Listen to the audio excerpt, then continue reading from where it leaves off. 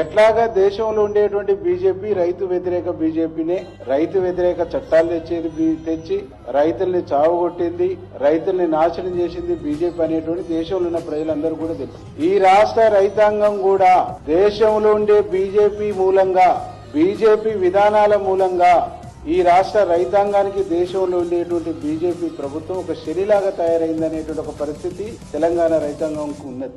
మీరు కల్లాలకు పోయి మీ ఎంపీలు మీరు పోయి పర్యటించినప్పుడు అయ్యో ఇన్ని రోజులకైనా వీళ్ళకు సోయి వచ్చింది, కేంద్రంతో మాట్లాడతారేమో, ఈ రాష్ట్రంలో ఉన్న ఇద్దరు మంత్రుల్ని నిలదీసి ఆ మంత్రులు పోయి దేశంలో ఉండేటువంటి నరేంద్ర మోడీని నిలదీసి ఇక్కడ పండిన ప్రతి గింజను కొనేటువంటి ఒక ప్రయత్నం చేస్తారని చెప్పేసి 1-2 రోజులు రైతులు చూసి, కానీ మీరు ఆ ప్రయత్నం చేసే పరిస్థితి లేదు. మీరు రాజకీయం తప్ప ఈ రాష్ట్ర ప్రయోజనాలు, రైతుల ప్రయోజనాలు మీకు పట్టలేదు.